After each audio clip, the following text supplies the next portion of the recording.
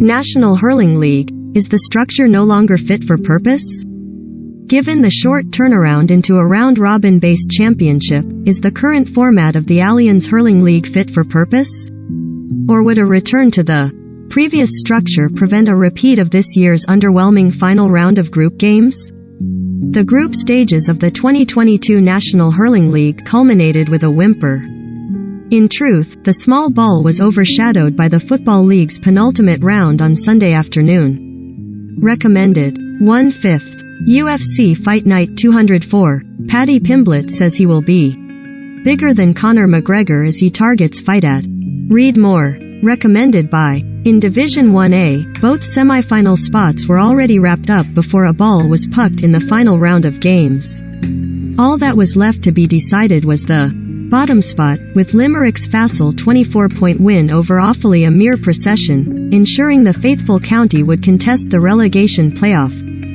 Over in Division 1B, as Kilkenny pulled away from Waterford, it became clear that Dublin's interest was dwindling.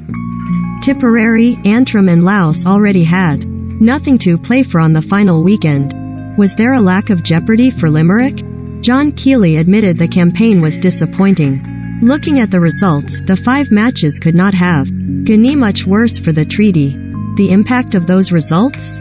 Very little. As for their vanquished opponents, Offaly's springtime went largely as expected.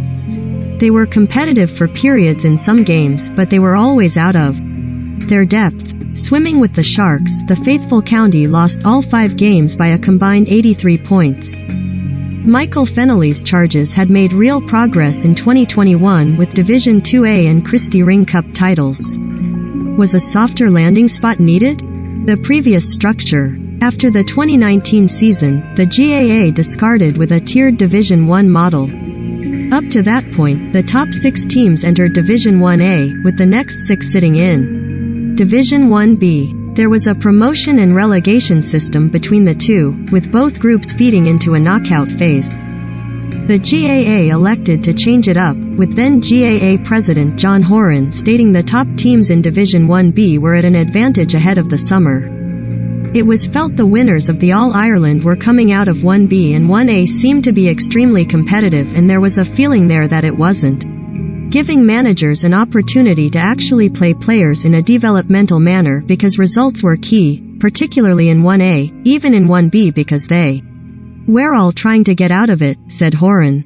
There is a view there that we will go back to 2 equal divisions and that they would play and there would only be relegation between the bottom 2 in each division, so relegation wouldn't be a factor and teams would get a chance to rest players and that players would get a chance to break through. Horan's comments at the time were diagnosing issues arising from when there was an extended lead into a knockout championship. A provincial round-robin system which starts in mid-April is now in place, meaning there are different factors at play. With back-to-back league-based competitions for top-tier counties, the springtime competition has perhaps waned in significance for inter-county managers. Therefore, is there another format better suited? Should the GAA revert? What the previous system offered was genuine jeopardy for the top counties, with relegation to a lower tier a real threat. At present in the National Football League, the big guns have one eye on impending championship openers. But the intense nature of the top tier means that relegation sharpens their minds for this weekend, on what promises to be a bumper Super Sunday of action. Furthermore, the old hurling format eliminated dead rubbers by offering seeded quarterfinal spots, or entry into a relegation playoff for the bottom 2 teams in each group.